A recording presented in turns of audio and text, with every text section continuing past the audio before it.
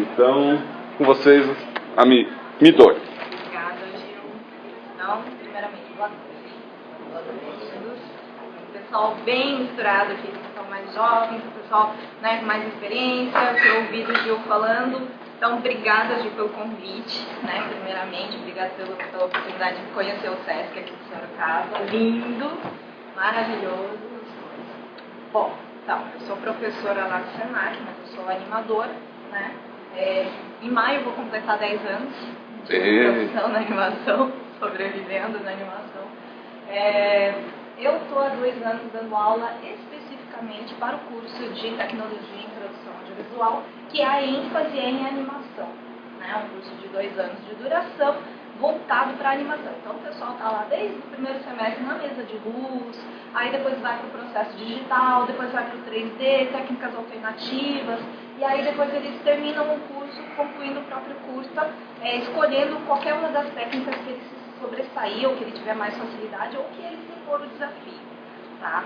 Então, eu estou aqui hoje para dar essa palestrinha aqui sobre criação de personagens, e para mim é a menina dos olhos, né? Eu também trabalho com ilustração e para mim é muito gostoso o processo de criação de um personagem, que é quase como uma gestação, né? Para quem é mãe de gato ou para quem ainda não é mãe de fato, talvez possa até comparar com uma gestação mesmo. Mas é um processo muito bacana, muito gostoso, e acho que mesmo quando vocês trabalham sob um briefing, uma demanda, né, de um terceirizado, um cliente, alguém solicitando algo para vocês, vocês ainda têm como colocar uma contribuição autoral em cima, né? Isso é muito bacana. Logicamente que não é uma coisa freestyle, que a gente sai por aí fazendo o que dá na cachola, porque senão seria maravilhoso, todo mundo ia querer trabalhar com animação, e não é bem assim que acontece aqui no Brasil, pelo menos. Tá? Deixa eu falar um pouquinho, então, rapidamente de mim. Eu estou, então, vou completar 10 anos de animação, já trabalhei em longas metragens, curtas, jogos para computador, videoclipe, publicidade, por aí vai. Né? Sempre alternando entre publicidade e o trabalho de produção autoral, né? Eu trabalhei em 3 projetos do Ale Abreu, que vai vir aqui, né? Isso, com o Menino e o Mundo. Também trabalhei no Menino e o Mundo. Trabalhei com o Ale ainda no Garoto Cósmico e no piloto da série de TV dele, Vivi Vira-Verde.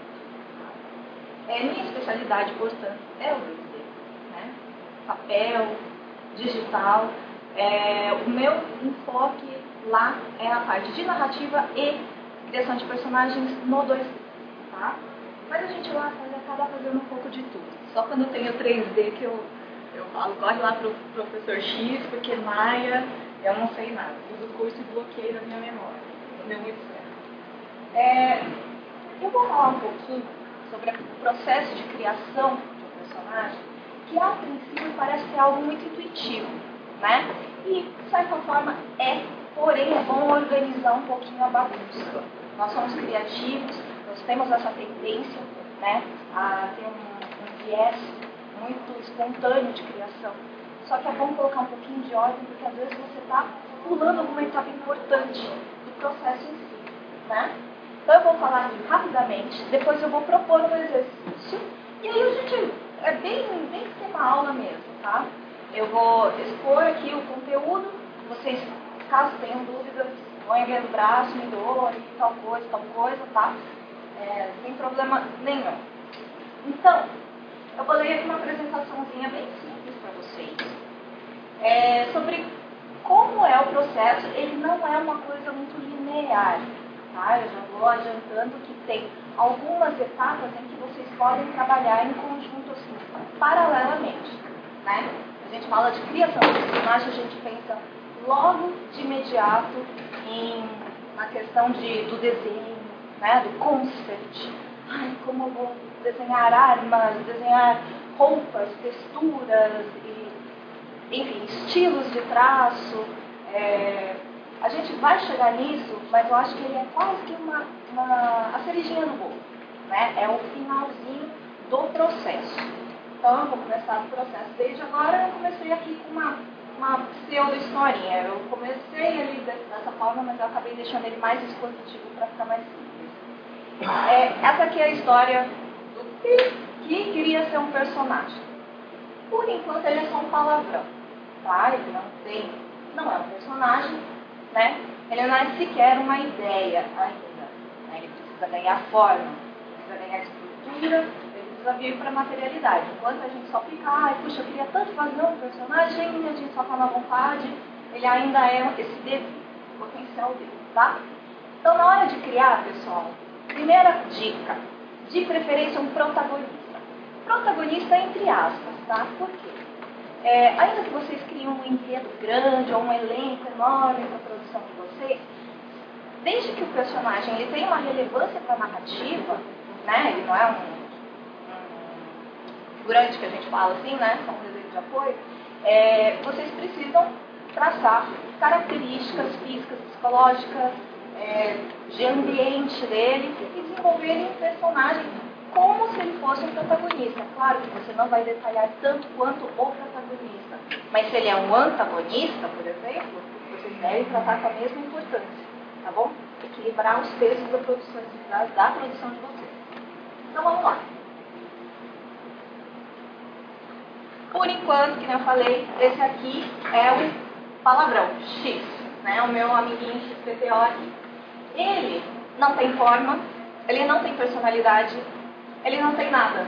Ele só tem o desejo de vocês, autores, de transformar isso e dar a forma que vocês precisam, tá? Então, como que a gente faz? Primeira coisa que eu já falei aqui, ele tá até meio chateadinho, né? Entediado, meio frustrado. Ele precisa de personalidade, tá? O que vocês entendem por personalidade? Vamos lá. Agora eu quero ver. Eles vão ter que falar. Uma característica Distinta. Oi? Desculpa. Uma característica distinta. Distinta. O que mais? Psicológica, emocional. Diretrizes que regem o Comportamento. Comportamento, perfeito. Então, ótimo. Isso tudo é um apanhado e tudo correto, gente. E eu não estou aqui para dar nota para ninguém, então fiquem bem tranquilos, tá? Personalidade, se a gente for analisar, eu gosto de ver a raiz da palavra e tudo mais. Persona, né? A persona são os personagens que nós encaramos no dia a dia para sobreviver. Qual é a nossa identidade no mundo, né? É a capacidade de lida das personas, né? É como você troca a persona significa máscara, tá? Então é como você troca as suas próprias máscaras para viver no mundo em que você vive. Então você já tem a personalidade, que ela é inerente a você, a sua essência, mas você também está dependendo de um contexto, tá? Então vamos lá. Primeira coisa, para quando você vai tracejar a personalidade de um personagem, alguns questionamentos-chave. E eu vou dizer assim, é muito difícil chegar nisso. É um extrato. Então é um trabalho assim, é igual esculpir na madeira. Você vai tirando as lascas maiores e vai refinando, refinando até chegar no formato que você quer. E o fino acabamento, tá? Então a primeira pergunta é, quem sou eu? Lembrando mais uma vez que eu estou me vestindo do personagem. Todo mundo ali, na hora de criar um personagem, tem uma parcela de si depositada nesse devir, né? Nesse personagem, esse objeto que você vai transformar num personagem, tá bom? Então a primeira pergunta é, quem sou eu? Né? Eu sou quem? Aí sim, características, bom, eu vou explicar daqui a pouco, ordem meio um pouquinho diferente. Para quem? Né? Sob qual prisma eu estou falando, com quem eu estou conversando, né? Qual é o objetivo, digamos, esse aqui eu acho que viria, na realidade, num terceiro momento, é uma terceira pergunta em vez de ser a segunda, tá bom? E aí a terceira pergunta, que seria a segunda, é onde estou, tá? Então, assim, quem sou eu? Onde estou? Parece assim, qual o sentido da vida, né? É meio... Para onde vou? É uma divagação, né? Mas acho que faz muito sentido isso tudo. Você primeiro se define, depois entende o mundo em que você habita, convive, existe, e depois exatamente sob qual ótica você está sendo visto, analisado, entendido, e expresso, né, no mundo. E depois, a última pergunta é por que eu, né? Porque aí sim é o momento de refinar. Eu vou entrar em detalhes em cada uma dessas perguntas que vocês precisam se fazer na hora de criar um personagem. O porquê é o refino, tá? É o que é relevante de fato para esse personagem existir. Por que de fato é interessante falar sobre esse personagem? O que faz dele especial nesse sentido? E não é nem especial dele ser super em alguma coisa, ele ser o máximo em alguma coisa. A gente pode chegar em personagens que são, que nem a gente fala slice of life, né? São sempre cortes do cotidiano, né? Vamos chegar em pessoas que não têm nada de especial, Charlie Brown, por exemplo, né? Que é maravilhoso personagem e ele é simples, mas é justamente por causa disso. Ele é simples porque ele é muito coeso. Ele é como uma cebola, ele tem várias camadas de personalidade, mas ele é íntegro. Você consegue dizer exatamente o que é e quem é Charlie Brown, tá bom? Não fica confuso, né? Então, essa é a ideia. Então, vamos lá. No Quem Sou Eu, eu acho que assim, coisas que a gente pode ser mais pragmático aqui, né, sobre questionamentos em questão de virtudes, defeitos. Algo que está muito na moda hoje em dia é falar sobre os defeitos dos seus personagens. A gente vive uma senoide sempre, né, na história mesmo, em momentos em que a gente precisa de super-heróis, a gente precisa de salvadores da pátria, né, que venham Superman, que são assim incorruptíveis, são perfeitos, né? Assim, só tem um defeitinho, que é o calcanhar de Aquiles de cada um. Então, do Superman, a kryptonita e tudo mais, né? Agora a gente vive num momento em que os personagens eles são mais humanizados, eles têm tanto o lado bom quanto o lado ruim trabalhados.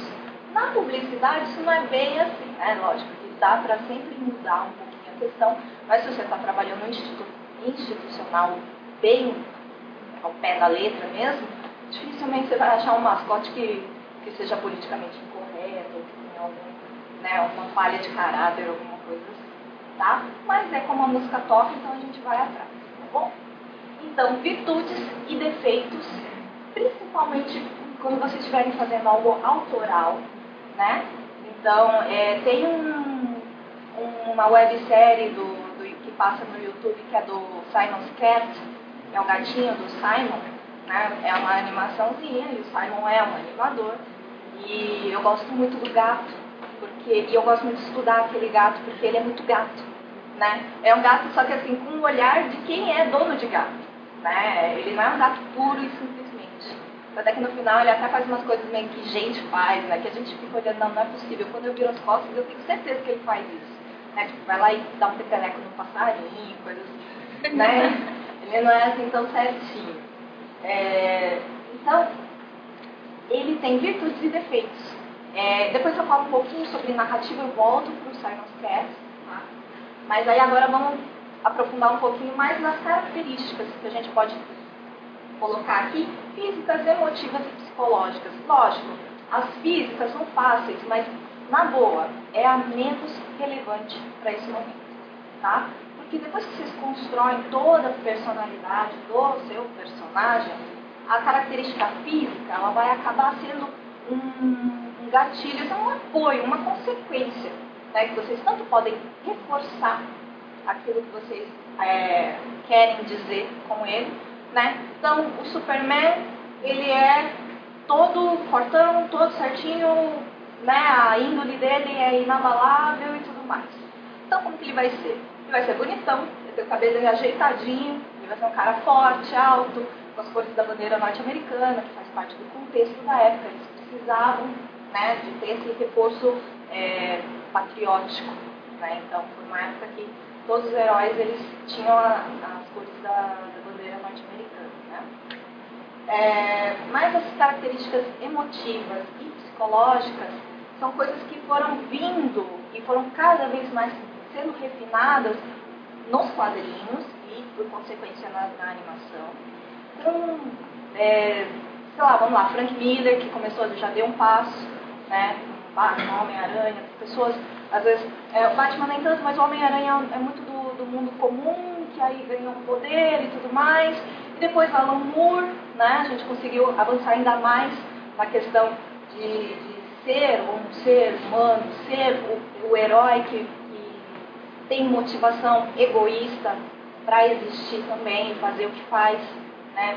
Então, o Watchmen, por aí vai, né? E os desenhos infantis também tem essa, né? Então, quem assiste desenho até hoje, acho que aqui todo mundo deve assistir, mas a gente vai ver Gumball, Hora de Aventura, são desenhos em que a gente não está mais nem discutindo se aquilo é correto fazer ou não, né? A gente simplesmente está lá curtindo, porque é a experiência de alguém com uma faixa etária equivalente ao público que ele está dialogando, né? E como que a criança faz? A criança não faz aquela coisa perfeita, ela não é o certinho, né? É a que vai errando e vai aprendendo. Então, essa é uma nova ótica.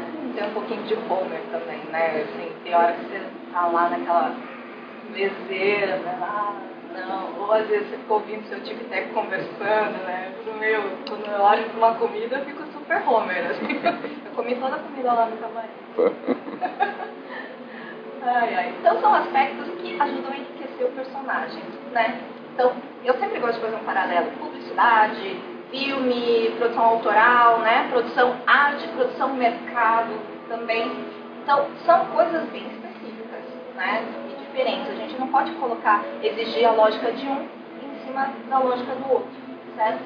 Então, por exemplo, eu não vou chegar com uma descrição psicológica tão elaborada se eu tiver que fazer um personagem para publicidade, né? Eu tenho 30 segundos, às vezes 15, às vezes 5 segundos simplesmente para fazer um bonequinho mexer ali, ganhar vida, de certa forma. Ele não está ganhando vida, ele está sendo animado. Eu ainda diferencio essas duas coisinhas, né? O personagem, acho que ele ganha vida quando ele está além de quem a criou, né? Por exemplo, Homer Simpson, os Simpsons, eles já saíram do Matt Groening, não são mais dele, né? Eles já têm vida própria, ok? Então vamos lá. Segundo questionamento, então, que eu vou pular esse aqui, vou para o outro, depois eu volto nesse. Então, que é o onde estou. Agora que você já tem uma primeira descrição, né, mais próxima do seu personagem, então vamos começar a olhar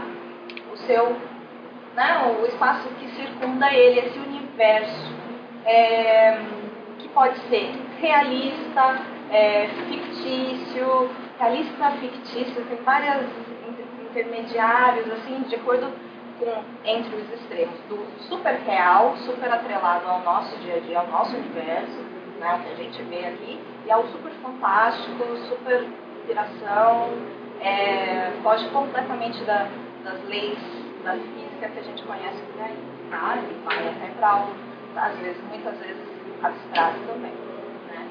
Então, eu tenho que analisar esses contextos.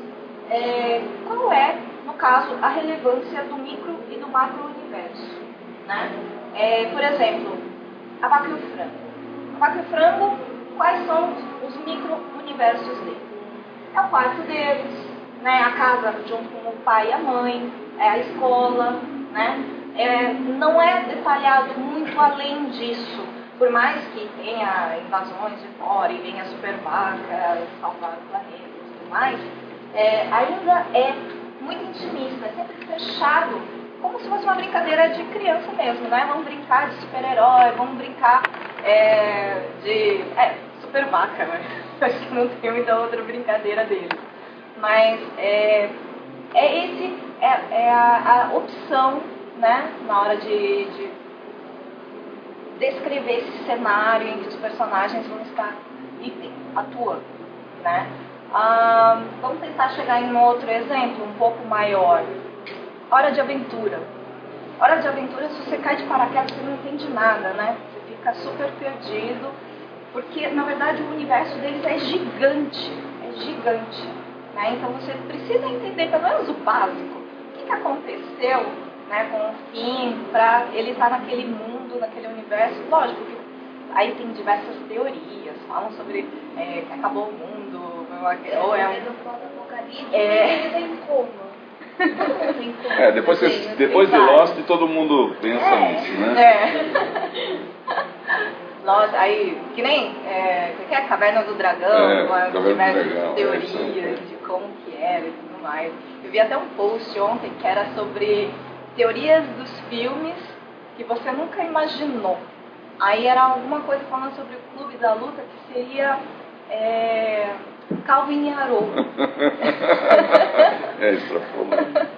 Então é interessante, assim, são análises e análises. É isso que é legal quando você trabalha tanto o personagem quanto a narrativa, você vai fazendo esses tratamentos, é descobrir que camadas são colocadas e muitas delas você nem imagina que colocou ali, né? Mas que elas existem de fato. Então pelo menos você arma um terreno e deixa a cebolinha crescer ali sozinha, que de certa forma ela também vai ganhando volume, tridimensionalidade, né? Você consegue enxergar esse universo por diversos ângulos. Quando você conseguir isso, você tem um produto aqui excelente, né? Uma obra consistente. Isso é muito bacana. Então, assim, com relação à obra da aventura, pode existir essa complexidade, mas assim, episódio por episódio a coisa é bastante simples. Você tem dois aventureiros que têm um conflito para resolver. Sim. Em coisa de menos de meia hora. O plot é muito simples. O plot é muito simples. Não, e o conflito é apresentado assim logo nos primeiros minutos, né? E os dois ali, o cachorro faz o que quer, e o menino ele é um bárbaro, né? É só isso que você precisa saber. Aí depois tem os Pois é. assim, né? E mesmo assim, mesmo sendo super simples, ele não é raso. Não. Né? Porque ele tem uma potencialidade, porque ele é super curto, tem o quê? Uns 8 minutos? 15? Ele é super curtinho, né? Aí, mesmo assim, você fica lá, assistindo, começa até o final. Porque se fosse muito previsível, você soubesse, como que vai terminar, por exemplo,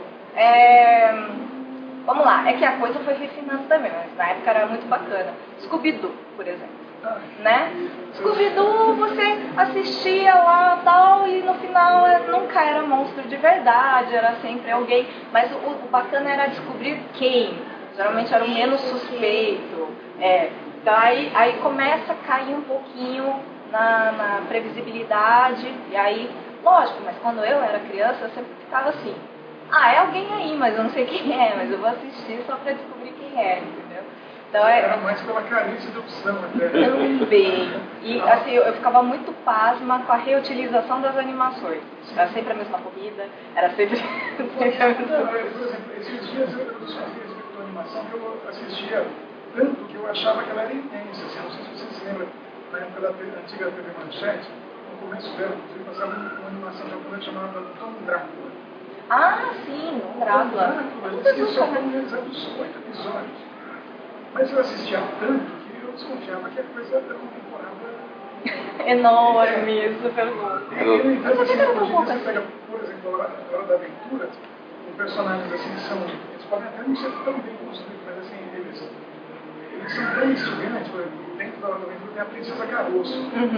Ela é um fantasminha que fala com voz de homem. Você não sabia. Eu vejo aquele tipo de coisa, minhas filhas, o negócio não sei se tem censura 12 ou 14 anos, elas não têm idade para assistir ainda. Mas eu não me importo, porque assim, no final das contas é até bom para eu assistir. É um pretexto, né? É para as minhas filhas. Assim, sem querer ir contra a sua formação, mas dá um pau no Scooby-Doo. Não, exatamente. Eu tô falando, eu acho que a narrativa, ela refinou de uma maneira que hoje em dia, assim, bagagem audiovisual, a criançada de hoje em dia tem muito mais, né, do que de quando eu era criança e outras gerações estavam na época de assistir os desenhos, né, que também é uma coisa que eu discuto muito, sobre essa questão do estigma da animação ser um entretenimento infantil, né, a gente tem aí diversos desenhos que não são para criança, mas nem um pouco, né? Akira né? Então, os japoneses, eles gostam de encarar a animação de uma forma mais democrática, para todas as idades. Animação como mídia, né? Exatamente. é uma maneira de contar histórias, né? E eles conseguem fazer isso, né, cada um com a sua peculiaridade. Mas aí, porque assim, indiscutivelmente, Disney foi muito forte, né? A presença Disney no meio da animação foi muito marcante e acabou estabelecendo alguns preconceitos, não chega a ser tabu, mas assim, não chega a ser um dogma também, porque a gente teve muitos movimentos tentando ir contra. Mas eu acho que uma coisa que eu sempre falo para os meus alunos existem as regras, né? Tem o tal dos 12 princípios da animação e blá blá blá, que os estúdios da Disney instituíram como sendo as 12 orientações para que um bom animador não possa tirar da cabeça, né, na hora de trabalhar. Simplesmente você precisa conhecer e aplicar isso para um dia você conseguir sobrepujar, né, todas elas, superar. Você precisa conhecer as regras para poder quebrá-las, né? Então, aí vem aí a fase da UPA, que é maravilhosa, que eu gosto pra caramba. E depois você vai vendo produções de outros países. Você vai chegando na Croácia, você vai chegando na Rússia, no Japão, né, em tantos outros países, inclusive no Brasil, em que esse modelo não é seguido à risca. Isso é muito bacana, né? E acho que assim, a nossa bagagem vai melhorando e por isso que é tão importante a gente começar a se organizar um pouco mais na hora de criar, porque hoje em dia criança está dando um pau em adulto, né? Então a gente tem que saber também criar personagens em enredos mais complexos, mais interessantes, que segurem a atenção cada vez mais, certo? Então, posso continuar aqui? Ok? Então tá. Outra coisa que vocês vão pensar é tempo e espaço e as inter-relações.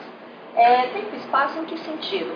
A gente tem aqui, dentro do audiovisual, a diegese, né, que a gente fala que é um tempo e um espaço, digamos, uma dimensão muito específica dentro do audiovisual. Eu falo audiovisual porque eu já gosto de englobar live action com animação, por aí vai. Cinema, TV, eu já coloco tudo junto. Que é essa questão de que um filme ele pode não simplesmente passar exatamente no nosso tempo, né?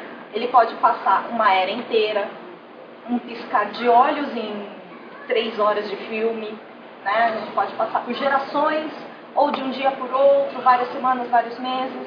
Né? Ele tem uma relação com o tempo e que a gente já encara isso de forma muito tranquila também. Né? É legal você saber esse tipo de tratamento para poder contextualizar o seu personagem. Às vezes você tem um personagem em que você tem drops muito curtos de tempo. Então não adianta você trabalhar com ele como se você tivesse todo o tempo aqui no seu... Vamos supor, vocês vão fazer uma micrometragem de 1 minuto, né, um curtinha, e vocês querem falar sobre a história do mundo. É possível, né? Em 1 minuto contar sobre a história do mundo em 1 minuto, né?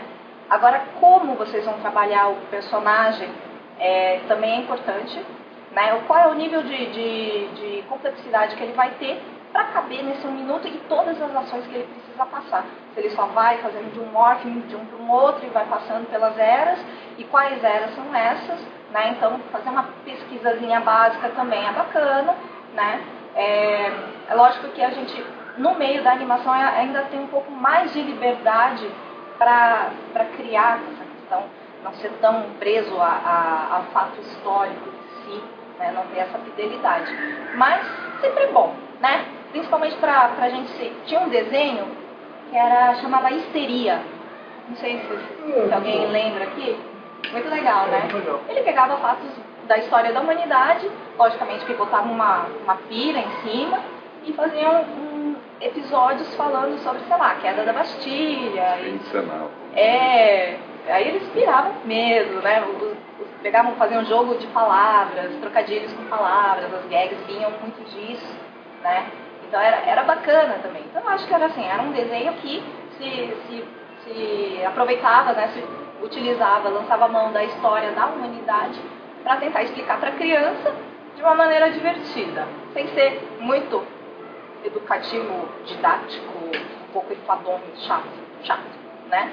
É divertido e porque para aquela idade realmente não é interessante ele saber tantos dados, assim, ele só precisa saber que aconteceu isso, aquilo, em tal região, mais ou menos em tal época, e encerrou, tá?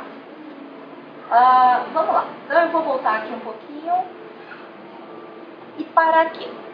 Então agora que a gente já tem o personagem em si e o mundo, a realidade que ele existe, né, que ele vai passar a existir, vocês vão... Algumas pessoas podem até discordar de mim na hora de falar assim, o para quê.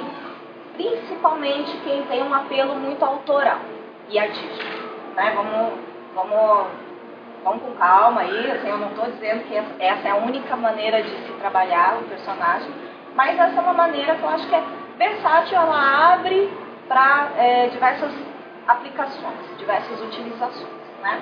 Então, é a perspectiva. Lógico, existe o quê? O processo em que a gente pode criar o personagem, criar o mundo desse personagem e depois descobrir quem são as pessoas que vão assistir, vão achar interessante nessa história, esse enredo, e aí adequar para essas pessoas, né? De certa forma é uma coisa que vem, não é assim, antes de eu começar qualquer coisa, eu vou pensar em que público eu vou adaptar, tá? Assim, tomem cuidado com isso, porque isso também pode prender a produção de vocês no potencial criativo, tá bom? Então, assim, eu tenho certeza que muitos desses desenhos que a gente vê aí, eles foram concebidos completamente sem filtro nenhum, para depois encontrar o público mais adequado para assisti-lo. E aí vai fazer um tratamento de roteiro para adequar a fala, o jeito, o ritmo, a montagem, para se adequar àquele público que a gente está falando.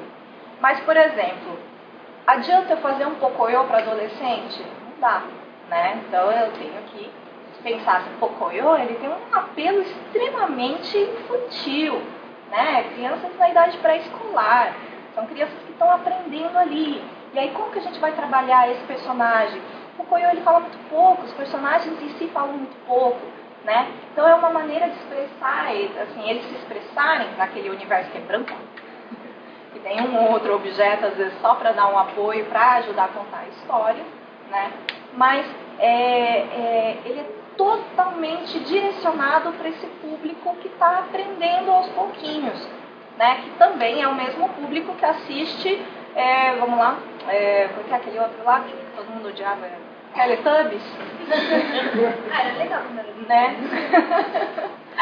Os adultos nunca gostavam, mas é porque eram adultos olhando, né? Creme gostoso, e 5 minutos de creme gostoso, né? E por aí vai. Mas isso é bem legal também. Eu gosto muito de pensar público adolescente, porque é um nicho, nossa, é uma terra desconhecida, né? Trabalhar com adolescente é bem complicado. Porque ao mesmo lado que a gente tem, eu entendo bem na hora de conceber os Zika e os Camaleões, que havia um grupo em que adolescentes discutem muito, né, questões importantes, intrincadas mesmo, mas que também a gente tem aquele povo que só quer curtir, né? E ainda eu imagino uma coisa assim, desculpa se eu estou sendo um pouco pessimista ou síndrome já de alguém já está idosa. Né, com 30 acima, que com essa questão da massificação, a gente tem assim velocidade de informação muito maior. Aí o que a gente tem? A gente tem muita opção, a gente não sabe por onde começar, a gente tem acesso a tudo, a gente não consegue mergulhar a fundo em nada, né? Então, assim, eu tenho, focando um pouquinho aqui para vocês, eu tenho alguns alunos que eu vivo puxando a orelha, que eu falo, eu não acredito que você não consegue me falar nada além de 140 caracteres, né? Fala mais, conversa comigo, não precisa ficar com vergonha, né? Vocês precisam sair da casa, do casulinho e viver, e vir me contar, né? Vem me contar, numa boa.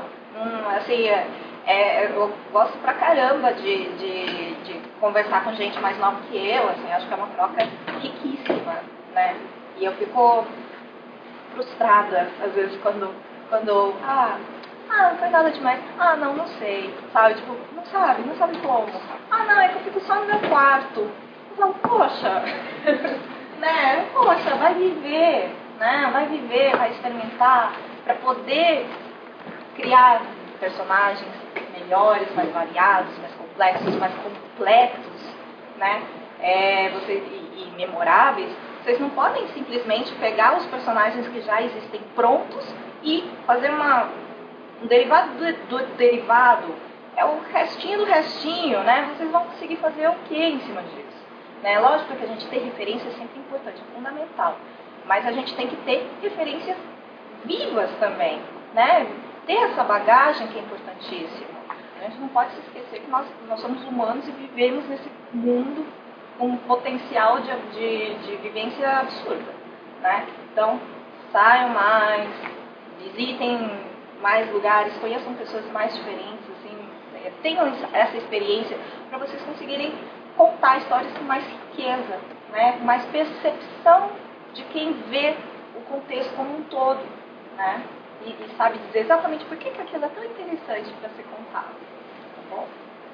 Então, ótimo.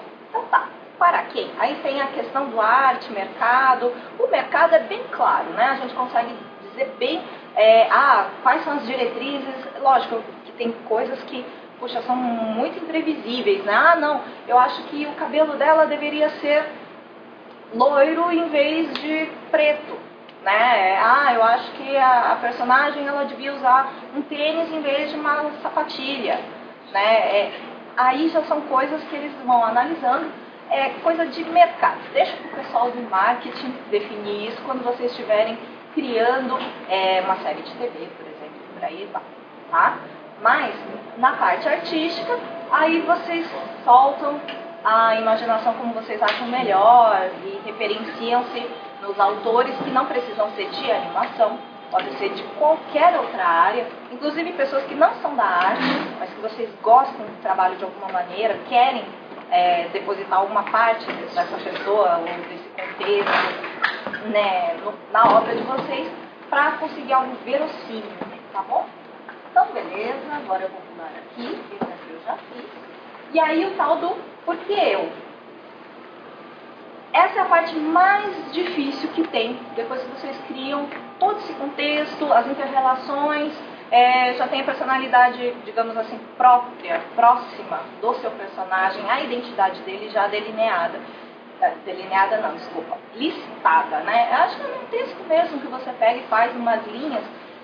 O meu personagem é fulano de tal, ele tem tantos anos, ele é assim, assim, assado, tem medo disso aqui, ele gosta da... Agora é enxugar toda essa informação. Vocês vão ter ali, mais ou menos, ali algumas linhas, né, de características e tal, e aí depois é tentar extrair o que é fundamental disso tudo. Não é simplesmente cortar, viu? Não, ela não gosta mais de... Não gosta mais de nada, ela come qualquer coisa, tá? Não é isso. É simplesmente, tudo bem, ela tem uma restrição alimentar ali, mas por quê? Por quê?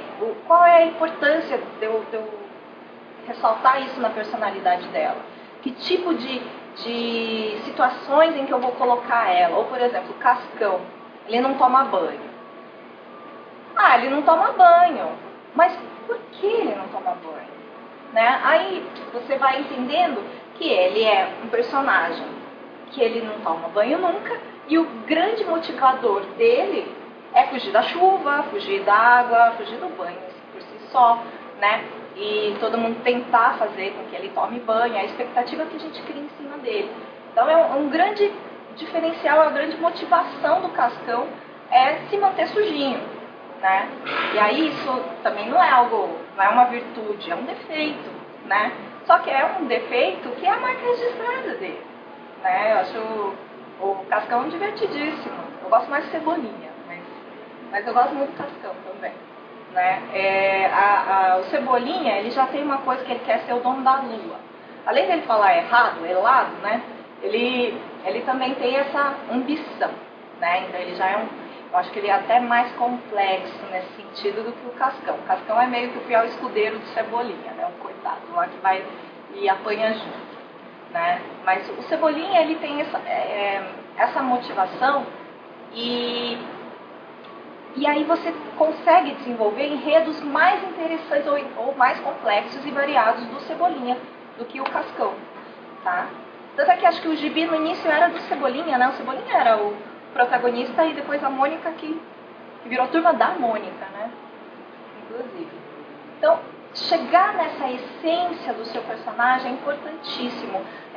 Às vezes você está com dificuldade de dizer assim, quais são as principais características mesmo do seu personagem. Tem um diretor da Pixar, agora eu esqueci o nome dele, escapuliu. Mas ele fala assim, reduza, resuma, delineie até você não conseguir mais, até ele parecer indivisível, né? Porque aí sim você tem o personagem com as características principais. Com essas características principais, aí você cria o enredo, aí você cria as situações em que ele vai vivenciar. Tudo bem? Foi tranquilo com vocês? Tudo bem? Então, vai reduzindo até ficar gostoso, né? Então, vamos lá. O meu personagem aqui, o meu palavrão, ele também precisa, então, depois de ter uma personalidade, ganhar acting, né? A capacidade de atuar, de ganhar vida, na verdade, né? Se ele atuar, ele tem um acting, porque tem um animador por trás fazendo isso, ou um grupo, né? Uma equipe, né? Um estúdio inteiro trabalhando em cima disso. Mas, digamos assim, um acting, ele não é simplesmente a movimentação do seu personagem, né? Ele é uma série de coisas que vem desde a pré-produção e até a hora de animar de fato o seu personagem, né? Então nós temos aí, vamos lá, além do apelo que ele precisa ter, né? Ele precisa ter também o staging, né? O posicionamento dele em cena, ou como ele se porta e tudo mais. O estudo de movimentação dele é importante. Vamos lá, Bob Esponja e Patrick Estrela, né? Eles se movimentam de formas completamente distintas de acordo com a personalidade de cada um, né? Isso é muito bacana, o jeito, o timing, né? Que a gente fala, o timing, o ritmo, o jeito em que ele se coloca em cada situação é muito peculiar, né? De acordo com a característica do seu personagem, a personalidade do seu personagem, tá? Então, eu quero fazer mais uma pergunta para vocês. Definam para mim ética e definam para mim moral. Não. Isso é filosofia. Vamos embora. Pode chutar, gente. Não tem problema não. E aí? Ó, eu já falei de um jeito, eu estou querendo dizer que uma coisa não é a outra, né? Não é sinônimo. A ética é a moral organizada, então, um conjunto de preceitos, de regras. Tá, você tem a moral é uma coisa pessoal, e ética é uma coisa de todos. Tá, vamos lá. Eu também fazia muito essa confusão antes, e aí depois, eu lembro de uma aula assim, eu tomei uma... uns pá na minha cara assim, que eu nunca mais esqueci, né? Vira o rosto aí, então. Da aula de filosofia, foi da aula de filosofia. Ética, por mais que a gente fale, isso foi um comportamento antiético, a gente fala de um político que não tem ética política, não sei o quê. A ética é um conjunto de regras que estão inerentes à pessoa, né? Elas independem de contexto, elas independem do tempo. Também, em outras palavras, a gente pode dizer que ética está associada a caráter, a índole, né? É o que cada um carrega consigo, né? Para sempre na vida. Agora, a moral em si, ela já é o conjunto de regras que, dentro de um contexto, podem variar de local para local, né? Então, por exemplo, a gente tem um conjunto de regras aqui no Brasil diferente, a moral aqui do Brasil é diferente da moral de algum país do Oriente Médio, por exemplo, né? Aqui, em fevereiro ou /março, tem uns dias ali que eu posso sair com só lantejola, purpurina no corpo, que eu não vou ser presa agora, né? Só nessa época do ano, tá? Mas assim, por exemplo, se eu faço isso lá no Irã, Aí vocês vão me ver, sei lá, né? Não vão me ver mais, nunca mais, né? Então, assim, existem regras que são de acordo com o tempo, né, a época em que a gente vive, e esse conjunto de regras... Ó, tem alguém ali. Esse conjunto de regras, né, que são regras sociais, vamos lá, vamos colocar dessa maneira. Essas são... Elas formam a moral, né, que ela não é igual para todos. Agora, a ética é igual sempre para você, né? Você sempre terá a sua ética. Seja ela boa ou ruim, você sempre vai ter a sua ética. Tá com dúvida? Não sei se é dúvida ou se é um questionamento. Mas a minha ética, ela não é constituída por meio dessas normas, dessas regras Também. da sociedade? Sim. Por exemplo, você tem como ética pessoal não jogar pedra em criança. Não nasceu comigo. Exato. Vamos supor assim. É a minha cultura, Andréia. Andréia. Ó, gente, a Andréia, ela não joga pedra em criancinha, né? Tipo, é uma postura dela. Ela não vai fazer isso em nenhum lugar do mundo e do universo. Ela sempre vai manter. Ela aprendeu com alguém, né? Em algum momento da vida, que não é legal jogar pedra em criança, né? Então ela não vai fazer isso. Agora é uma opção de ética sua. A ética, ela pode funcionar, essa opção, para você e não funciona para o Gil, por exemplo. O Gil pode pensar, eu acho que tem mais aqui jogar pedra em criança sim. Não edita isso, hein? Cuidado. Então, às vezes o inerente parece que já é inato, né? É inerente, digamos assim. Você, depois que você passou pela sua formação, é algo esperado. Sim, é adquirido e é seu, exato. Não depende de outros. Historicamente, não nasceu comigo, né? Eu aprendi. Não é que você, quando você nasce, você já né? Sim, tá certíssima nesse ponto. Mas assim, a moral, ela já é uma coisa que varia de lugar para lugar, né? Por exemplo, de repente aqui você não pode jogar pedra em criança, mas vai que tem um sei lá onde, que não, é cultural, a gente tem que jogar mesmo pedra em criança, né? Desculpa me interromper, mas é que assim, eu tenho um conflito aí, eu tinha a impressão de que era invertida até a moral e a ética. Eu tinha... Foi por isso que eu apoiei o meu professor. Eu professor. tive uma palestra com um filósofo, aquele, o Marcelo Portela, que explicava bem isso, assim, a moral é algo individual e flexível. Assim. A ética é uma tentativa de normatizar. Então, por exemplo, você pode ter uma ética dentro do presídio. É chamado de ética, né? Apesar de ser uma lei do cão, assim, mas é uma coisa estabelecida. A moral, ela é uma coisa que, tipo, esquimós, eles oferecem a própria esposa para alguém que recebem ali na própria casa. Então, mas, Fernanda, da mesma maneira que você está falando, por exemplo, a moral não é uma questão muito mais ligada à culturalidade do que ao ímpeto de fazer ou não fazer, porque você, como indivíduo, está querendo se preservar ou, né, se colocar na sociedade. Então, acho que essa é assim, acho que a gente está falando a mesma coisa. Religiosa, não ética religiosa. Não é assim. A gente pega uma palavra e usa de forma errada, né? A gente importa uma palavra, por isso que dá essa confusão. Eu também, para mim era muito claro, falar de ética eram as leis, né? Para mim eram assim, se eu agir de forma antiética, seria quando é individual, exatamente. A gente tem individual, a minha questão do ética código não é de ética. Exatamente. Mas a moral Exatamente. perfeito. Perfeito. E a ética é individual. Então é meio complicado, mas eu só queria que vocês entendessem esses dois conceitinhos, né? Que a moral ela pode variar de acordo com o seu contexto. Agora a ética, lógico, no presídio, por exemplo, você tem que seguir aquilo, você é morto, né? É lógico que não são leis, é a moral agindo sobre a ética. Acho que é mais essa questão. Você tem a sua ética. Você não quer, por exemplo, eu não quero matar o meu colega de cela, Mas se eu não fizer isso, exatamente, aí são as regras que regem ali, o grupo que está regindo, está me colocando nessa situação e como eu reajo, né? Aí eu posso ir contra ou a favor da minha ética.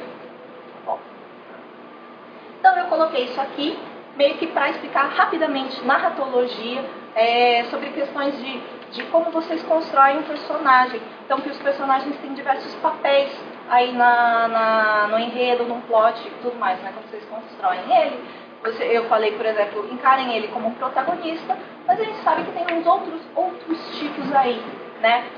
Protagonista, co-protagonista, né? Existem alguns enredos em que existem dois protagonistas com dois pesos. Oi? Deuteragonista. O antagonista, que não necessariamente é o vilão, né? Então isso também é uma outra definição que é bacana para vocês terem. O antagonista é simplesmente aquele que está contra o protagonista. Não quer dizer que o protagonista seja sempre o mocinho e o antagonista sempre o bandido, tá? Então, antagonista é simplesmente anti-protagonista, tá bom? Então, o que a gente tem? Dentro dessa definição de ética e moral, a gente consegue estabelecer alguns padrões de comportamento que vão nos classificar os nossos personagens em alguns tipos meio básicos, né? Então, eu vou colocar aqui. Ali, ó, no cume, vamos supor que lado, aquela outra direita. Então, à esquerda, ali, para a direita aqui da moral, a gente vai desde um menos, um negativo ali, para um positivo de moral, tá? Um cara aqui, tá, a esse lado da moral, ele segue a moral sempre, né? Em defesa da moral e dos bons costumes, tá? Aquela coisa assim. O cara que tá lá, do lado de lá, ele é sempre contra a moral. Ele sempre vai em contravenção às regras vigentes na sociedade, tá? E a ética, quanto mais alto ali no meu diagraminha, então mais alta a ética dele, pessoal, então é um cara mais assim, que vai de acordo com os próprios princípios, ele tem a formação dele. E ali embaixo é o cara que tem a ética abalada, tem a ética, ele vai contra também, né? Ele não tem bons valores pessoais e aí ele, digamos assim, ele é um desastre. Então, o cara que está ali no topo do topo é o herói clássico, né? É o tal do super-herói clássico, né? Então, mais uma vez, acho que quem é muito emblemático aqui é Superman, né? Que ele está sempre com a índole inabalável mesmo, inquestionável, e ele é moralmente correto. Hoje em dia ele seria assim, nossa, que cara Caxias, chato. É o chato. É o carinha que tá ali, assim, chato. Você fica, meu, quem é que consegue fazer tudo ao mesmo tempo que nesse cara faz, né? Chato. Tá? Então esse é o herói clássico, que hoje em dia tá um pouco fora de moda, mas eu acho que algum dia aí vai voltar a ficar no topo da montanha, em termos de moda, tá? Ali do outro lado, completamente oposto, está o vilão, e é o vilão clássico também. É o cara que é mal por ser mal e ele faz tudo contra, ele quer, né, ele quer dominar o mundo, ele quer ser um totalitário, ele quer que as pessoas morram, sei lá, ele é realmente alguém que vai contra qualquer contravenção e só tem coisa ruim daquela alma, coitadinha, né?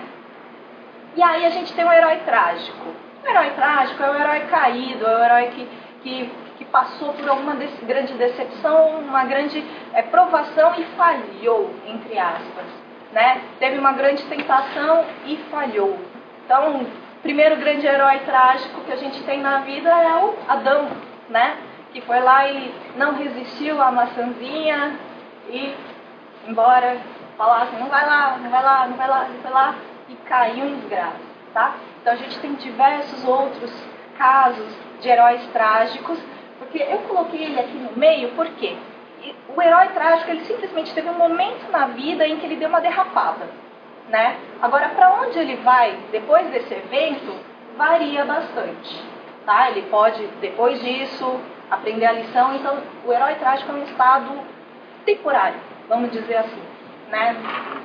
ou ele, de repente, ele se redime, ou então, de repente, ele vai para o mal completamente, ou então ele vai para uma terceira via, que são aqui, as de anti-herói, que eu coloquei nas outras duas pontas, porque a gente tem esses dois tipos de anti-herói, né? Tanto o anti-herói, que ele eticamente tem aspirações egoístas, ele tem, mas ele se beneficia da moral, ele trabalha com o sistema, com a máquina, para se beneficiar de forma individual, né? Às vezes até por baixo dos panos ele vai lá prejudicando outras pessoas e por aí vai. Agora também a gente tem um outro anti-herói, que esse aqui é o que a gente gosta de, a gente odeia gostar, ou a gente ama odiar, né? Tem essa relação de amor e ódio, que é o anti-herói que ele tem ética, mas ele faz tudo contra a moral, né? Então a gente tem, gente, anti-heróis, a gente adora odiar. Jamie Lannister. O que é esse? O Jogo dos Tronos. Oi? As Crônicas de Jericó. Ai, meu Deus.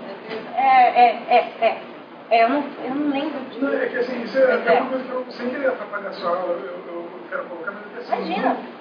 nos meios médios tem umas coisas que vão ficando populares, mas também vão caindo Moda? em desuso, assim, né? Então, há pouco tempo se fala muito da jornada de herói. E assim como quem quer falar a respeito da estrutura de um filme, fala nos 3 atos. E eu acho que esse tipo de coisa até ingessa a criação, Sim, né? Mas baseado nisso, acontecem algumas sofisticações, né? Então, por exemplo, nessa série das Crônicas de Jericó, os heróis, se você está afim de torcer por algum, você está roubado, porque ele tem não só um final trágico, como assim, uma coisa favorável, assim, se você gosta por um herói. Só que, ao contrário dos heróis, você percebe que o escritor tem um apreço por aqueles vilões que são convertidos. Assim, porque eles conseguem encontrar uma redenção desistindo de serem maus, e o que é melhor é que eles não são traídos como os heróis são, porque eles já sabem, mas assim, eles continuam, eles seguem a história, só que eles não são envolvidos. Eu acho que isso é um fator humano, né? Eu acho que isso não deixa de ser uma moda, né?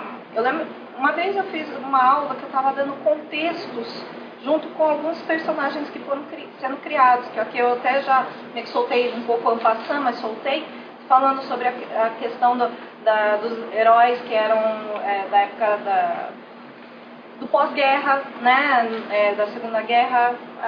Gil, acho que alguém também tirou. Mais um perdido. Então, a gente tem aquela época em que era necessário reforçar o sentimento de patriotismo dos Estados Unidos. Era período de Guerra Fria, né? O Super-Homem nasceu. Super-Homem, Capitão América, Mulher Maravilha, por aí vai.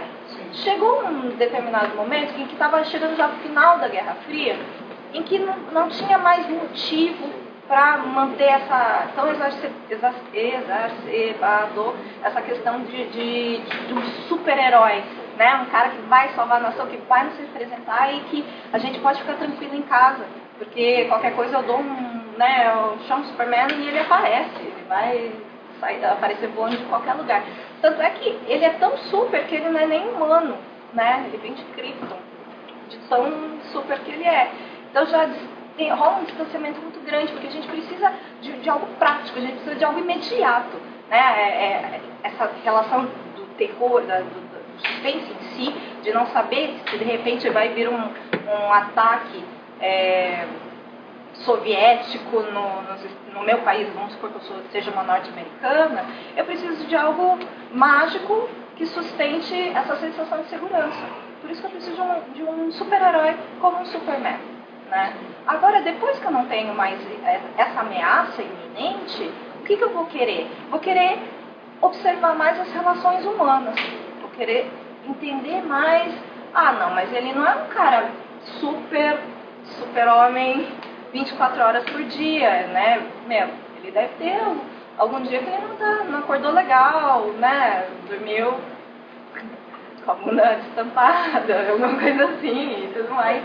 E aí ele precisa de um dia mais tranquilo. E aí, só que não cabe você fazer isso num personagem que já está consolidado. Aí, ou você, como, né, pega e faz umas revoluções, tipo Batman, Cavaleiro das Trevas e tudo mais, que você vai transformando o personagem e adicionando profundidade a ele, né? Porque aí o tempo e o contexto histórico, o momento que você vive, está exigindo isso, está pedindo isso, né? Hoje, a gente ainda está num período de paz, assim, não sei até quando, né? Porque está ficando feio o negócio lá, mas por enquanto, a gente ainda está nessa fase de querer explorar o lado humano de todo mundo, inclusive dos nossos personagens. Eu acho que é uma questão de moda. Não estou dizendo nem assim o que é mais abundante ou menos abundante, né? Na questão do que é criado por aí. Acho que todos esses elementos são importantes para uma boa história. Não que você vá colocar tudo junto na mesma história. Não tem essa necessidade. Mas assim, eu falar sobre um herói clássico ou um herói trágico que volta a ser um herói clássico, ou de herói trágico ele vai virar vilão, ou ele vai... o herói trágico ele pode ir para qualquer direção, né? Ele pode virar um anti-herói depois disso, né? Aí é o fator humano, mais uma vez, que define, né? É como cada um reage a um grande baque na vida, e tem gente que pega, sacode a poeira e tenta fazer ainda melhor do que já estava fazendo. Tem gente que não, agora não, é chutar o pau da barraca e vamos moer tudo. Ou tem gente que fala assim, não, agora gato escaldado, né? Então eu vou vendo, caso a caso, como que eu vou agir, né? Então, assim, a reação, a resposta que o ser humano, não estou nem falando de personagem, ele tem de acordo com algum fato importante, um trauma ou algo assim do tipo, me direciona para qualquer linha de personagem que eu possa ter. De fato, eu concordo contigo, está tendo uma moda em se exaltar os anti-heróis, né? A gente colocando o anti-herói como sendo até mais complexo do que um herói e um vilão, né? Mas eu acho que é simplesmente uma questão de moda. Simplesmente. E só para fechar um pouquinho essa questão, sobre o que deve ou não deve aparecer, eu sou a favor de não ter esse tipo de limitação. Eu entendo que é uma moda, então realmente tem mais anti-heróis por aí, mas eu não acho que seja a gente, como realizador de audiovisual, a gente tenha obrigação de criar heróis ou criar vilões, essa visão maniqueísta ou multidualista, né? Eu acho que não tem essa função. É realmente você, com a sua vontade de criar, e aquilo que você tem mais convicção e facilidade, né, e interesse mesmo, vontade de falar, é o que vai guiar as suas produções. Tá? Eu penso dessa maneira. Não adianta você pensar só em mercado também, que você não vai ter gás para finalizar qualquer trabalho autoral se você está querendo colocar sempre lógica de mercado em cima dele, né? Você não vai conseguir. Não vai conseguir. Porque o mercado é tão dinâmico que nem sempre você, a hora que você está no planejamento, na criação, e a hora que você efetivar a realização, o mercado já mudou. Eu acho que é que nem o trabalho do ator, né? Eu brinco bastante com os meus alunos, eu falo, todo animador é um ator frustrado, ou tímido, ou né, recalcado, ali dentro do armário, né? E de fato, eu para estudar, continuar meus estudos em cima da animação, que eu gosto muito dessa parte de pré-produção, pensar na importância do animador enquanto ator é fundamental, né? Então eu fui lá ler livros sobre teoria do teatro, eu fui atrás e tal, para conseguir ter uma entrega maior, um envolvimento maior no processo criativo. Né? Então é importante também, não estou falando aqui para todo mundo sair daqui e direto se matricular numa aula de teatro, mas quem quiser, eu acho válido, super válido, sem problemas. Aí, o que acontece? Quando a gente tem aqui esse diagraminha, a gente tem espaço para humor também, né? É difícil a gente falar sobre humor, né? Existem teorias sobre o humor, mas ainda é uma coisa difícil, porque na verdade, por mais bem-humorado que você seja, é difícil você, à distância, né, não pensar que é uma produção aí de uma série, você vai, um episódio, desde o início da sua concepção até a finalização e passar na TV, ele vai pelo menos uns 10 meses aí até virar realidade, né? Um episódio. Lógico que a gente trabalha em sistema de escadas, né, para produzir uma série. Mas assim, você pega assim, o momento do start do primeiro episódio até o momento final dele. 8, 10 meses, talvez até mais, dependendo do grau de complexidade ou da grana que você tem à disposição também, tá? Então, eu acho que assim, uma das coisas mais difíceis é falar sobre humor e fazer com que as pessoas consigam se expressar de forma cômica, né? A gente tem diversos tipos de humor aí e tudo mais. Tem o humor parlapatão, né? Aquele humor mais físico. Tem um humor que é extremamente de diálogo verbal, né? Digamos isso, de certa forma, está na moda agora, que é o tal do stand-up, né? Que é com as palavras e as percepções individuais, fazer um grupo inteiro dar risada, porque as pessoas se identificam com essas questões que são bem próximas do dia a dia dela e tudo mais, né? Então, falar sobre humor, tem aqui 4 tipos básicos de humor. Por mais sisudo, sério que um personagem seja, ele também tem algum senso de humor, né? Não necessariamente o cara é o tipo hilário, é o cara que faz piadinha o tempo inteiro, né? E até porque existem diversos tipos de qualidades de humor por aí, né? Então, assim, eu conheço assim 4 tipos básicos de humor. Vamos tentar chegar assim em exemplos bem de ponta, assim, bem exagerados, para depois a gente conseguir pessoas que têm um humor misturadinho, né? Ou um pouco mais light também, não são tão puxadas assim em algum estilo. O humor, ele é sempre baseado na incongruência. Então, mais uma definição para vocês. O que é incongruência? É um desajuste, né?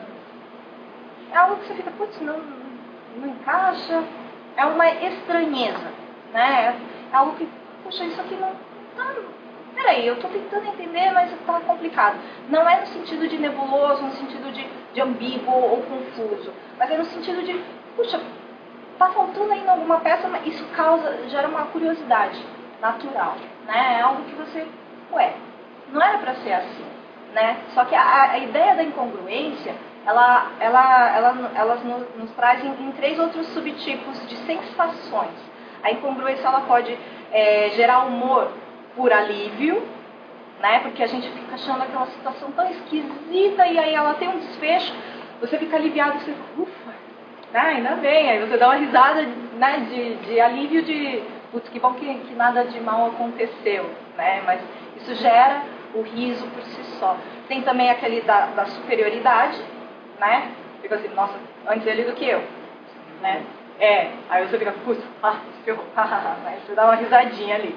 E também tem o do, nossa, não entendi nada, quebrou minhas pernas, me surpreendeu, e putz, que engraçado, cara, olha, estava na ponta do meu nariz, estava na minha cara o tempo inteiro e eu não tinha percebido.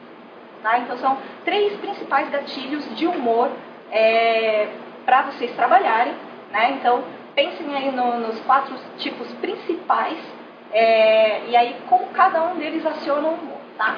Vou aqui mostrar o primeiro, que é o agregador. Esse primeiro tipo de humor é aquele cara que junta todo mundo para rir junto, né? Ele faz aquela piada em que todo mundo vai curtir e rir junto. Esse aqui é o Mickey Mouse, né? É aquele cara que ele está vivendo a vida dele, alguma coisinha tal, acontece alguma coisa e todo mundo ri junto e ok. Né? É o mais popular, é o tipo de humor mais aceito, porque não fere ninguém, né? Fica todo mundo bem. Didi Mocó. O Didi Mocó é um outro tipo. Vamos lá.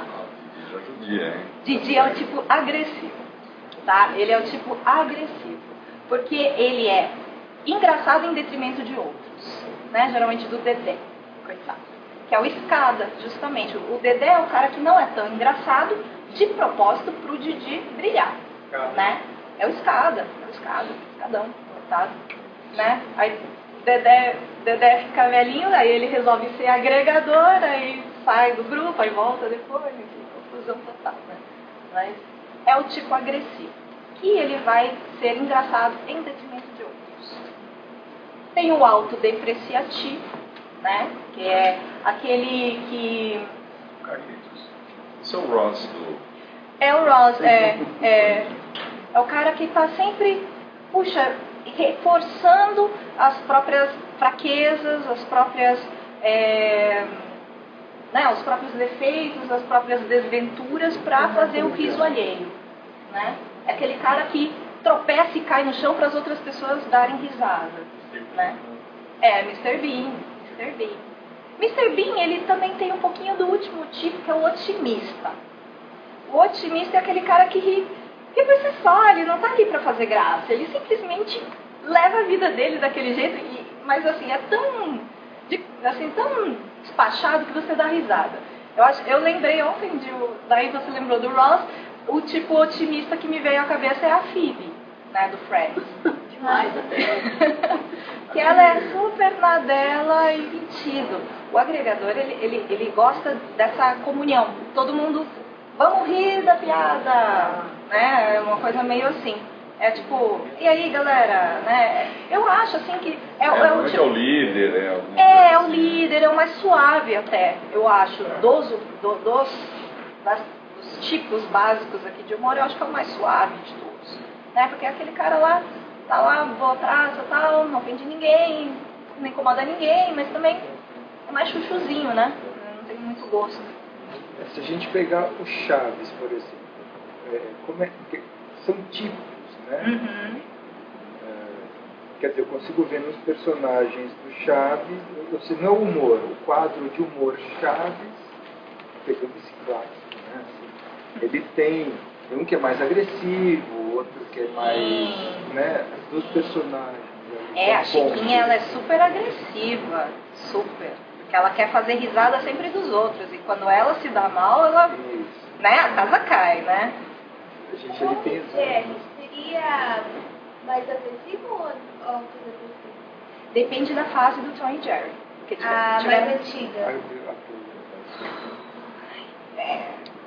Eu acho que assim, eu acho que é agressivo, porque pica-pau com certeza, né? Mas assim, Tom e Jerry, por ele ter tido diversas fases, eu acho que no início era mais uma relação de gato e rato mesmo, né? Ele não tinha tanto refino assim.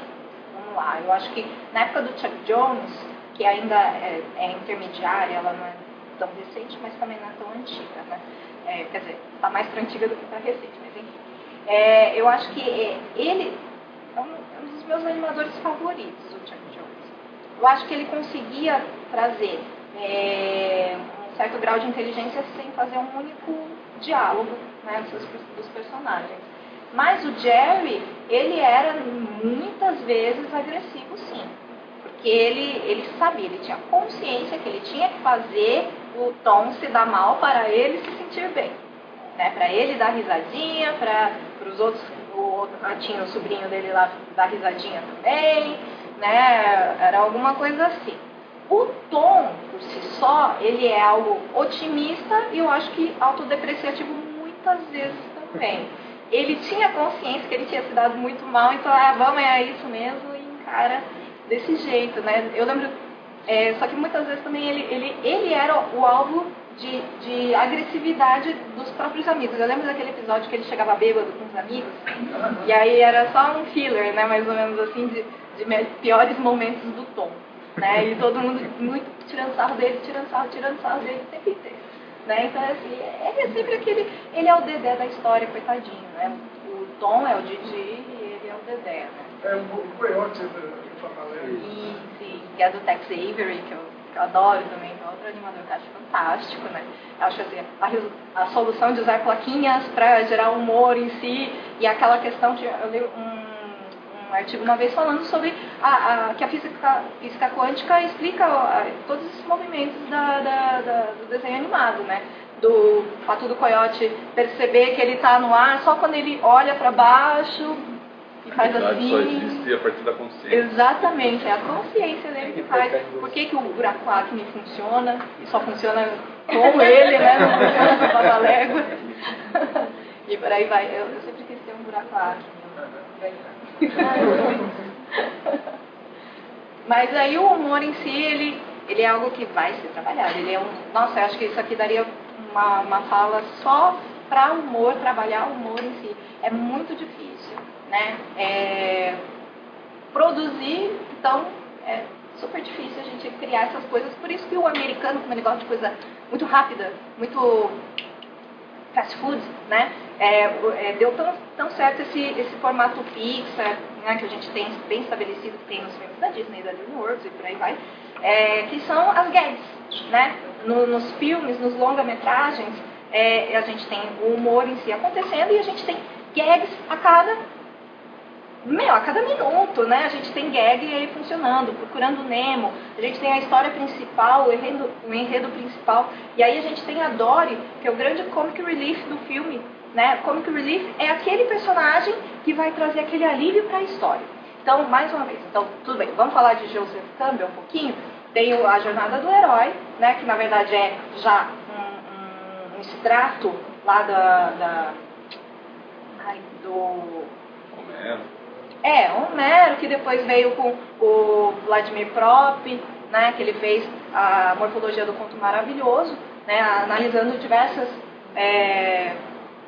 contos folclóricos. Ele é russo, né, então eu não lembro se foram contos russos ou se foram contos do mundo inteiro, fábulas, né, do mundo inteiro, e ele descobriu que existia uma estrutura comum a todas elas. Ele subdividiu em 31 grandes esferas de ações, mas que não necessariamente toda a história passa do 1 ao 31, assim, obrigatoriamente. Você pode pular uma ou outra, mas a linha ela sempre segue, tá? Do número menor até o número maior, digamos assim, tá? Então, só que é um tipo de pensamento lá do início do século passado, década de 20, por aí, né? Estruturalismo russo, formalismo russo. Então, isso é um movimento que atingiu o cinema também, né? Então, a gente tem aquela época do Eisenstein, aqueles filmes cheios de simbologias e tudo mais. E eles buscavam estrutura para toda a narrativa, né? Então, era uma maneira de enxergar a forma de contar a história de uma forma russa, né? Muito assim, ó, é isso, e tem isso, assim, muito minuciosa, coisa que o americano não tem tanta familiaridade em se aprofundar, né? Não é do perfil mesmo, né? Então eles gostam de fazer tudo manuais. Os americanos eles querem encontrar uma forma para o sucesso, né? Exato. E não uma forma para se falar com profundidade. Eles são pragmáticos, assim, pragmático nesse sentido, de é isso, preto, branco, vai, vamos, manual, me dá um, né? Por isso que a gente tem o tal dos 3 atos, a gente tem lá no teatro greco-romano, né? Na origem do teatro.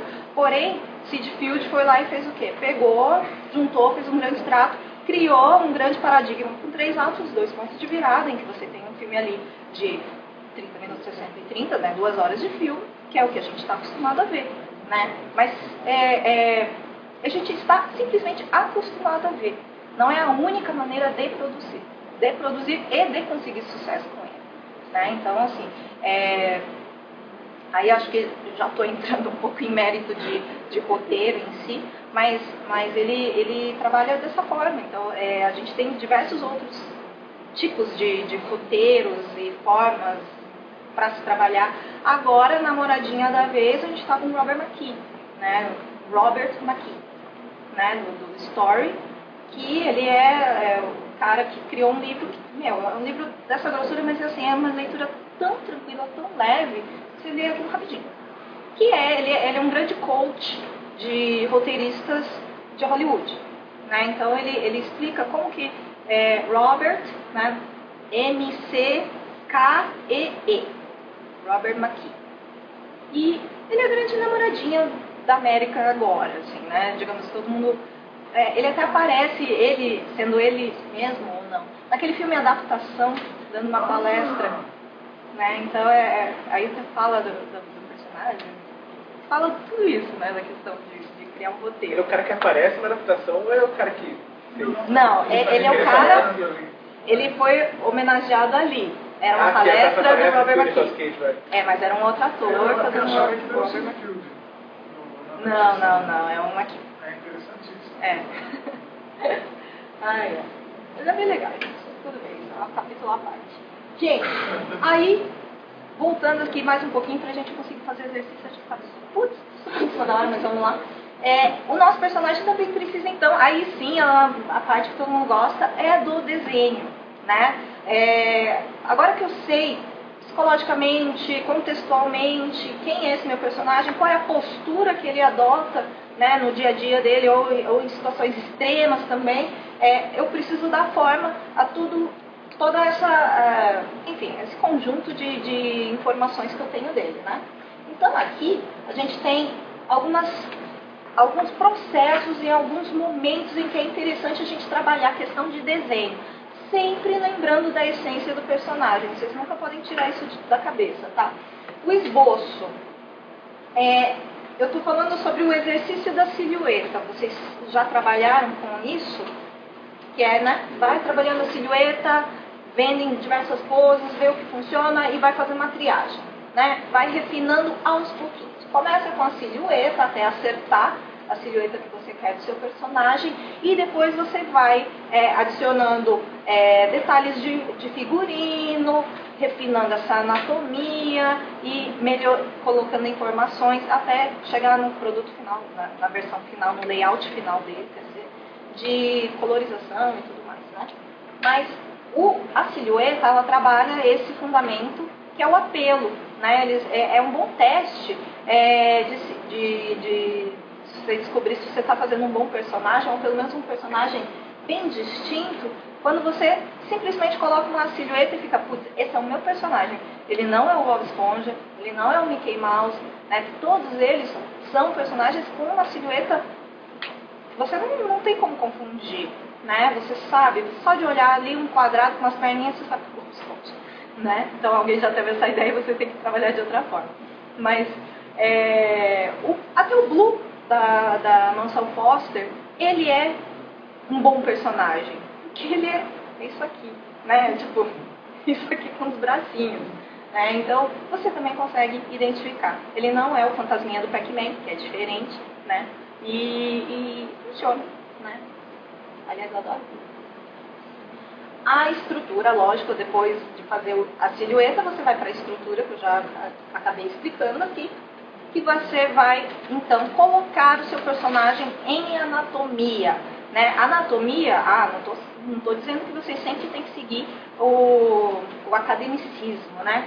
Ser aquela coisa assim super acadêmica. Mas não, é encontrar a anatomia própria do seu personagem, né? Senão, vamos recriar aí, vamos pensar em anime, é um corpo impossível, né? É uma coisa que não existe, tá bom? Então, mas dentro do contexto de anime, tá perfeito, tá tudo ok, tá bom? Aliás, sobre direção de arte de mangá e anime, vocês sabem por quê, né? Que eles têm aqueles olhos grandes, aquela coisa. Pra ficar mais único cada personagem? Não, é porque assim, tem o Tezuka, né?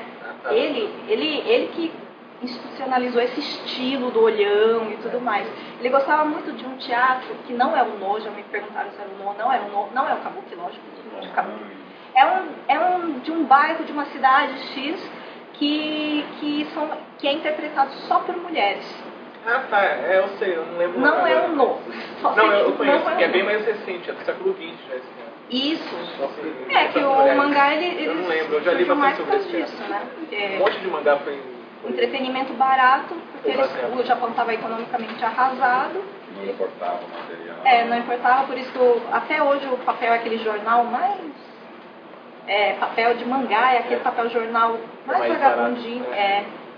Justamente para manter o povo entretido abaixo do custo, para todo mundo ter acesso, esquecer um pouquinho dos problemas e se teleportar para um universo mais legal possível. E aí esse teatro era só interpretado por mulheres e elas pintavam muito os olhos e faziam tanto personagens masculinos quanto femininos. Tanto é que por isso que Princesa e o Cavaleiro é daquele jeito, falam é a primeira personagem andrógena. Não, que isso ele já puxou desse teatro. Já. E aí deu tão certo que virou outros animes fizeram isso também depois. Sim, Você vai ver, depois eles viram, né? todos os mangás shoujo, na verdade, vieram bem Porque tem muita expressão, né? Aí nos no olhos. teatro, por causa da distância que você assistia a peça, você precisava ter essa visualização. Né? Então, isso é bacana de entender de como que o mangá moderno se constituiu, né? Lógico que antes existia quadrinhos japoneses, existiam inclusive outras linhas de arte, né? Movimentos artísticos, Kyoei, vai por aí, assim, lá do Japão, mas falando de cultura pop, né? Coisa contemporânea, moderna. Tá? E aí, por fim, quando vocês já tiverem o personagem bem definido anatomicamente, a silhueta tá ok, putz, ó, e ó, um dado legal. Quando vocês criam um personagem, vocês tanto podem reforçar as características psicológicas dele, né, quanto ir totalmente contra essas características para gerar incongruência, que gera humor, né? Lembram do bebê lá na cilada para Roger Rabbit, né? Que ele é, ai meu Deus, que bonitinho, aí ele para tudo, tem uma voz grossa, sai fumando charuto, e é mulherengo e tal, né? Então, assim, esse é o... Baby Herman. É, isso mesmo. Esse é o mote de humor dele, né? Então, isso também pode ser utilizado tanto para reforçar quanto para quebrar a perna de quem estiver assistindo e faz aquele... a Princesa Caroço também, né? Tem essa questão. Isso é incongruente. Exatamente. Você fica... Que viagem é essa, né? Cara doidão, assim. Mas vai gerando humor, né? Ou então você deixa bem específico, bem claro, explícito, qual é a do personagem. Você olha pro Lula Molusco, você já saca qual que é. É um cara rabugento, as cores eles são mais frias, são tons fechados, né? Ele é mais acinzentado, ele é um cara assim com o narizinho virado para baixo, né? Aquele semblante de alguém cansado, né? Que já apanhou muito da vida.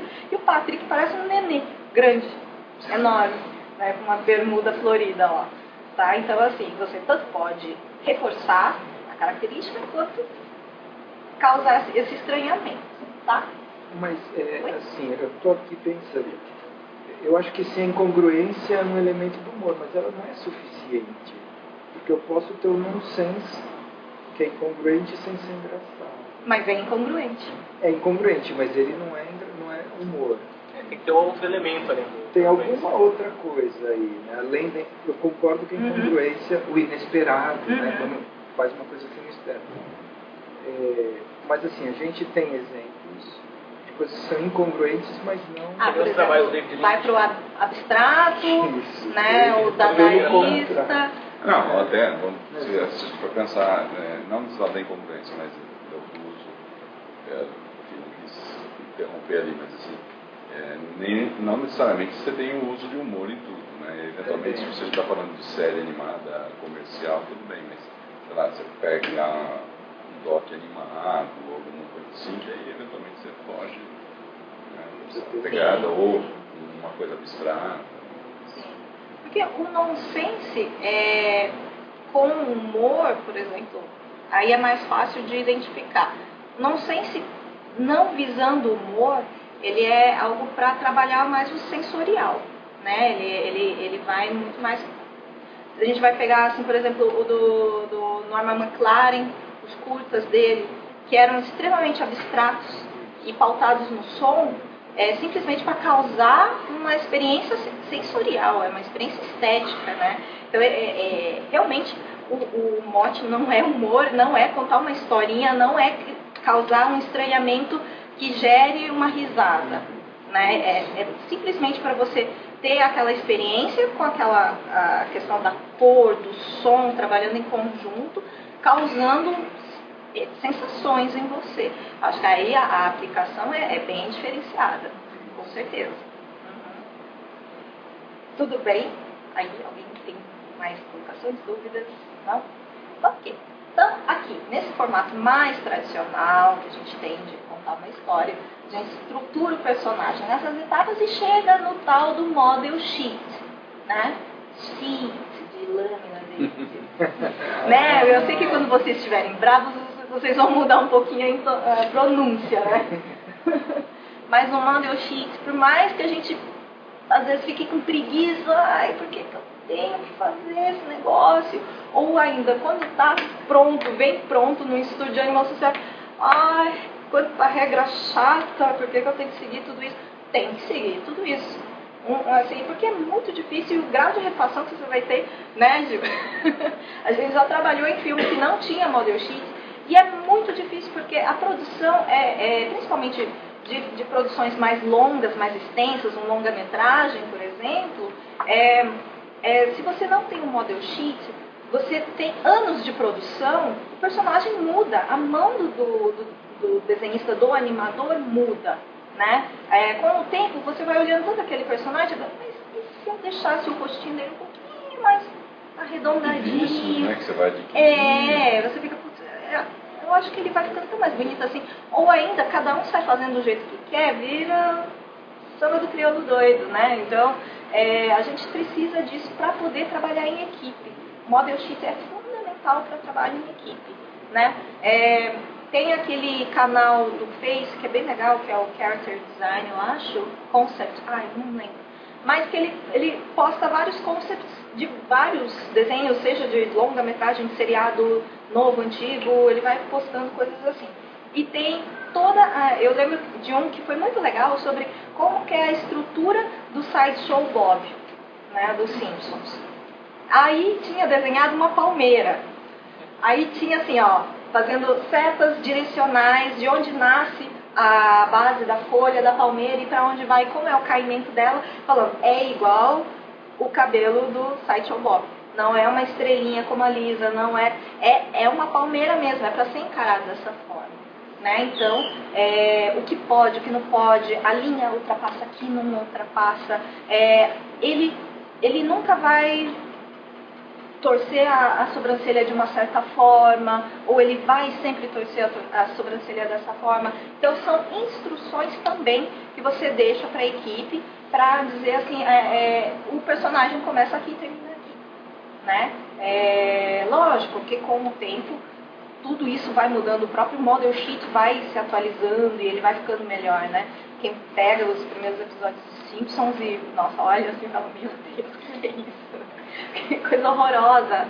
Até o roteiro é muito diferente do que ele é hoje em dia. Também 20 anos depois, né? Poxa, 20 e poucos anos depois, alguma coisa tinha que mudar, né? Mas pra melhor. Então, é fundamental o Model Sheet. O Model Sheet, então, ele agrega todas as expressões, formas, a estrutura, como ela é construída, muitas vezes está o personagem desenhado e por dentro, em uma outra linha, uma outra cor, a estrutura dele, né? Ele é uma bolinha assim, aí tem uma bolinha, o dobro do tamanho dela, um pouco embaixo, tal, e assim faz uma personagem estilo mais pera, um corpo de pera. São essas instruções que quando quem fez o concept, que ele pensou essas relações de proporções e como desenhar, o que desenhar, de que maneira desenhar, ele tem que colocar tudo isso, toda essa descrição no Model Sheet, nessas instruções para passar adiante, né? Porque ninguém lê pensamento, pelo menos por enquanto. Se alguém souber, me avisa que eu quero aprender, tá? Mas assim, isso que é importante. Então, a gente tem um Model Sheet de expressões, de ações no sentido de o Bob Esponja, quando ele está feliz, como que ele se porta, qual é a postura que ele adota. É diferente da alegria do Lula Molusco, por mais que os dois recebam a mesma... Você foi promovido, né? Posso falar? Fui promovido, né? Tipo, uma coisa assim, né? Já... Lula Molusco pode até ficar feliz, mas ele vai fazer mais assim, vai erguer mais os ombros, ele não vai erguer o braço inteiro, né? É diferente a movimentação corporal, o acting de cada um. Tá? Então isso também entra no Model Sheet. O turnaround é basicamente uma coisa mais técnica mesmo, para vocês conseguirem visualizar o personagem girando 360 graus. Né? Tem turnaround de 5 poses, de 9 poses, várias poses, enfim. Mas o turnaround, o que é legal, tem personagens, principalmente no 2D, que ele girando, ele não é uma coisa assim super perfeita 3D. Turma da Mônica. Vai dando aquela roubadinha, né? Mas que dê pra gente entender que ele tá dando uma volta completa. Mas assim, ele de perfil, ou quer dizer, o 3/4 que é o principal, né? O que a gente mais rouba é nessas posições intermediárias aqui. Que ela não tá assim, de fato, super 3D. Por isso que é tão diferente quando a gente vê Turma da Mônica, as pessoas vestidas de boneco da Turma da Mônica, e quando a gente vê o personagem 2D girando, né? Causa uma diferença aí. Não que, um brigue com o outro, que, nossa, nunca mais eu quero saber de uma Mônica andando na minha frente no shopping, né? Eu vou chutar ela. Nada a ver, não tem isso. Mas assim, é como o personagem é aceito naquele contexto, né? No 2D, pode isso, isso, isso. Não pode isso, isso, isso. Inclusive, o que não pode também tem que ser explicitado, tá? Tipo, não pode nunca uma mecha do cabelo da Mônica ficar sozinha ao vento, assim. A não ser que ela esteja num bad hair day e o cabelo dela, a bananinha, esteja arrepiado, tá? Do contrário, ela sempre tá com o cabelo assim e todos eles andando juntos. Quantidade de bananinha. Número de mechas que ela tem, né? Quando ela tá em tal posição, quando ela cai no chão, a calcinha aparece ou não aparece. Tudo isso tem que ser previsto se né, você como autor quer ter mais controle da situação. E eu acho que a maioria aqui deve ser bem controladora, né? Porque se vocês gostam de animação, vocês são controladores. Figurino, então, também, né? Assim, qual é a questão do tecido, se é bufante, mais caimento mais liso, mais mole, é um tecido mais orgânico, é um tecido mais armado, estruturado. Tudo isso vocês também têm que colocar. Tem muito model sheet que coloca assim, teste de dobras, dobra de tecido. Como que o tecido dobra? Quando ele corre, dobra as pernas, como que esse tecido se comporta? Ele vai criar uma linha adicional aqui ou não? Ela vai ficar bufante, lisa? Como que é? Né? Para justamente não sair do controle de produção. Todo mundo animar igual, como se fosse uma única pessoa animando tudo. Né? Simpsons é assim. Então, e todas as outras grandes produções também são assim. Oi. Eu estou construindo um personagem, mas eu queria mostrar para você. Tudo bem. Justamente você pode me mostrar, putz, eu vou voar aqui, aí você me mostra.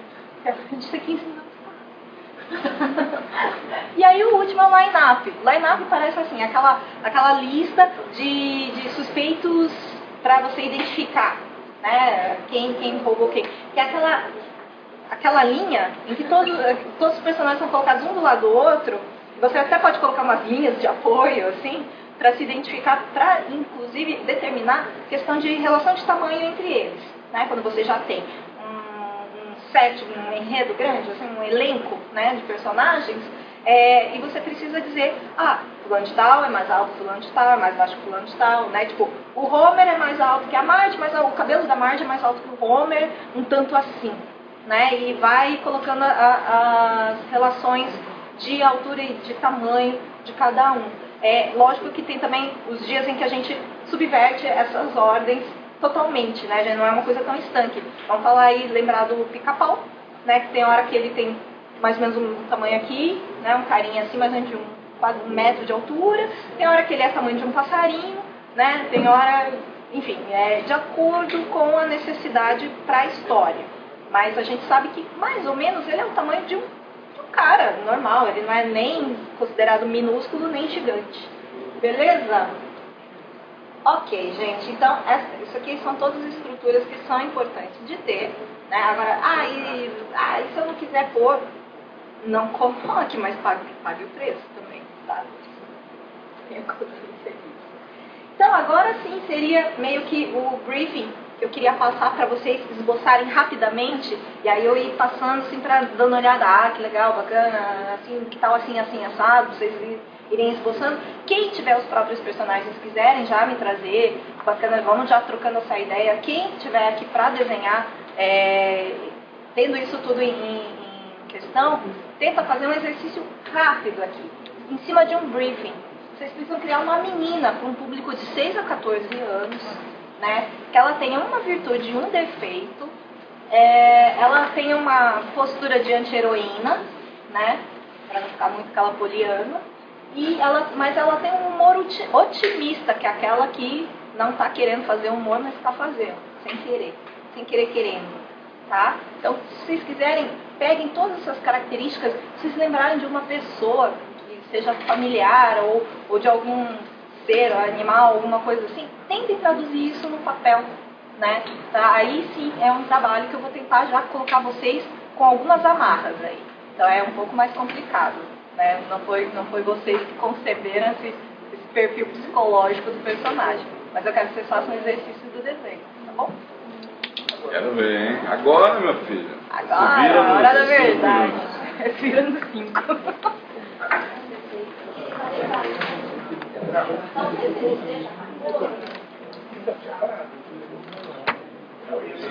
E vocês? Qual você não vai comprar? Vai na cabeça aí. Botou no papel? Nem que seja. From Peoples. Vai ser bonito. Em função do horário, então, eu queria agradecer a Midori, Obrigada, a paciência de gente. vocês. Vocês continuaram quietinhos, mas sei lá.